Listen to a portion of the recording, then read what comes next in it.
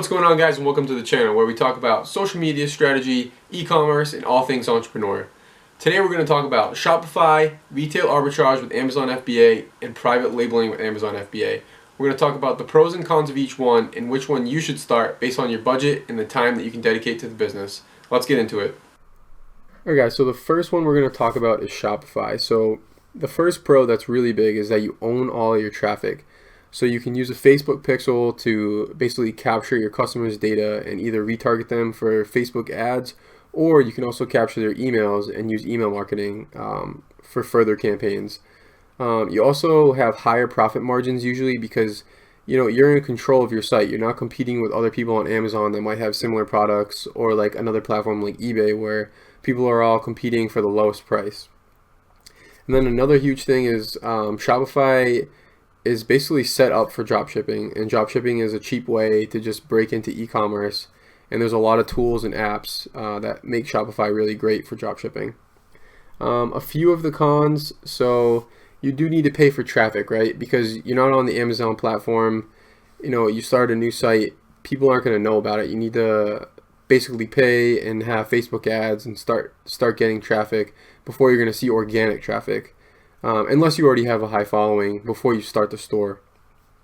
Another thing is that themes can get expensive. So there are, maybe 7 to 10 themes that are free, but if you really want a detailed theme, or there's specific things that you want your site to do, themes can be as much as a couple $100 and even go more than that. So, you don't need to do that to start, but usually if you're going to scale, it's going to be something that you want to upgrade. And then with Shopify, finding a niche can be hard, right? Because a lot of people are getting on Shopify right now in dropshipping, and finding a niche that's not heavily saturated and has a lot of people in it is going to be kind of difficult to do to get started. But there's definitely still profitable niches that you can jump into and get going. It's just going to be a little bit tougher. So the next one's going to be private label with Amazon FBA. So with private labeling, one of the pros is that there's going to be less competition in comparison to the other two strategies that we're talking about. And the main reason for that is the higher barrier to entry. So what I mean by that is just the process that it takes to become an Amazon private label seller. So in doing this, you basically have to build a brand from scratch. So you have to do a lot of product sourcing and basically finding suppliers and bringing a product to market. So it's gonna keep more people from doing that because it takes more effort to get into it. But a pro is that it's more reliable and steady. So once you break that barrier and you're selling your product and you're building your brand, it's going to be more hands-off. It's more passive because you already have your product. Amazon's shipping your product out for you. You've already proven that it works. You have a good product to market. And basically you're just going to keep ordering and making sure that you're maintaining your sales and that you're being able to scale up. And then lastly, just building your own brand, right? If you're private labeling something, you're putting your brand on it. You're not, reselling somebody else's product, and it just allows you to build something from scratch. So some of the cons that I already kind of talked about, it takes more research to get going, right? And it also is going to be more expensive to source products. So the whole process of going on, say, Alibaba.com and finding a product to source, and then paying for samples to get sent to you from China, and then usually most Chinese manufacturers are going to make you buy between 100 to 500 at a minimum. So if you have a product that costs you $5 to get to market, and you have to buy 100 of them, that's $500 that you have to invest in just to get started and get it to market. And then that's not even talking about the shipping that it takes to get there. And then the last con is that you don't own your traffic, right? So if you're on Amazon, you can't collect emails and retarget them with email marketing. You don't get to collect a lot of data where you can lead Facebook campaigns and Facebook ads later on. So Amazon has that data for themselves. So that's kind of a con there. So moving on to retail arbitrage with Amazon FBA, one of the major pros is that it's very little risk, right? You can start with almost nothing. It's pretty easy. It's an easy side hustle to get going. And what it involves in is just flipping products that you find either online, through wholesale, or even if you're in a store and you find a great sale and you flip it on Amazon. A few of the cons, though, is that it takes a lot of time to keep sourcing products. So, like, you're not going to keep sourcing the same product, so you have to keep going out and finding new products to source. Whereas with private labeling, you have that one product that you just keep ordering more of. It's maintainable. With retail arbitrage, you have to keep constantly looking. So it takes a lot more time to earn the same type of profits. So just kind of a guideline of what you can start. So we'll talk about budget, time, and profit. So for budgeting, with Shopify, if you want to start a Shopify store, I would recommend $100. So it's going to cost you for the basic package $29 a month. And then on top of that, like I said, you're going to have to pay for your traffic. So I would budget, $50 to $70 where you're going to want to be experimenting with Facebook ads and driving traffic to your Shopify store.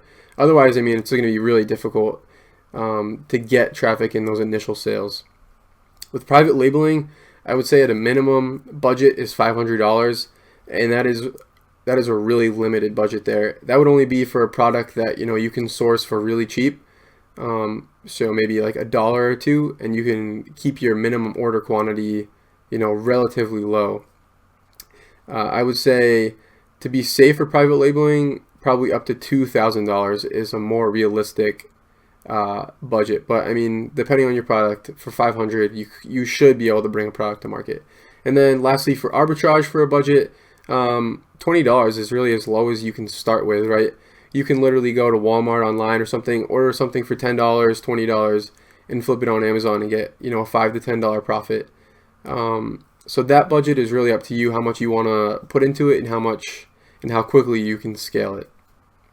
So next is the time. So how much time does it take to set up, and how much time do you have to put in to keep this business running? So with Shopify, you can literally set up a Shopify store in a day and see profits within a week. So the thing is with Shopify, though, it's going to be daily to weekly maintenance. So depending if you are drop shipping, with drop shipping, you're going to want to maintain, a daily maintenance, because you want to make sure your orders are being shipped out, your products are in stock on, say AliExpress, where you would source your products from, and you want to make sure just basically that everything's running smoothly. If you have your own products on Shopify, I would say probably weekly, because there's not as many if factors and you don't have to worry about as many things. But Shopify is still going to be a pretty regularly maintained business model. So with private labeling, it's going to probably take you 30 to 90 days to get it to market, mainly because you're going to have to wait for samples to ship over from China, which isn't very fast. And then, maybe the first one that comes isn't exactly how you want it, so then you have to have another one that's modified. And then it just takes time for them to send your major shipment, which is going to take them, up to 30 days just to manufacture for you.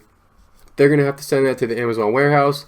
The Amazon warehouse then has to inventory it and then be able to put it live on their site. So private labeling is going to take the longest to basically get set up, but it's also going to be the littlest amount of maintenance once you get to market. So as I kind of touched upon, once you bring a product to Amazon FBA with private labeling, and you've gone through the whole process of setting a shipment up, and you have a manufacturer, it's really easy to order more ahead of time and have them sent to Amazon FBA. I would say as long as you check on it, once you have your store really going, once a week, just to make sure people aren't complaining and leaving you bad reviews, and everything seems to be going smoothly, it's a really hands-off and passive source of income. And then lastly, arbitrage. So with arbitrage, you can set up an Amazon seller account in a day, right, with either FBA or an individual account. And you probably have to wait, profits probably won't be for a week, because it's going to take time for you to actually source your product and buy it and then ship it into Amazon. And then, like I said, have Amazon be able to put it live and inventory it for their site. And arbitrage is going to be a daily effort. So every single day, you're either going to have to be sourcing products or, boxing and shipping products and sending them to Amazon. It's a constant process. I mean, you don't have to do it every day, but if you want to see, steady profits and constant income, yeah, it's a constant effort because you're constantly looking for products that you can put out there. And then lastly, the profit. So honestly, I mean, the sky's the limit depending on your effort, right? You could choose any of these business models and see profits at whatever level of effort you want to put into it. Thanks so much for watching, guys. I just want to let you know there's going to be 2 links in the description box below. The first one's going to be for a 14-day free trial for Shopify. Make sure that you get your 2 free weeks before you sign up for anything, so you can try it out. The second link is going to be for Jungle Scout. So if you decide to go with Amazon private labeling, Jungle Scout is a really great tool for product research and just for sourcing. So they have a web app and a Chrome extension, and it just allows you to compare all the products on Amazon so you can see what's selling, bestseller ranking, and the profits that you can expect based on the number of reviews. And they also have a great web app for trying to find a specific niche. So that's going to be it, guys. If you guys want more social media strategy, e-commerce videos, and just entrepreneurship in general, go ahead and hit that subscribe button, hit the notification bell, and I'll catch you guys in the next video.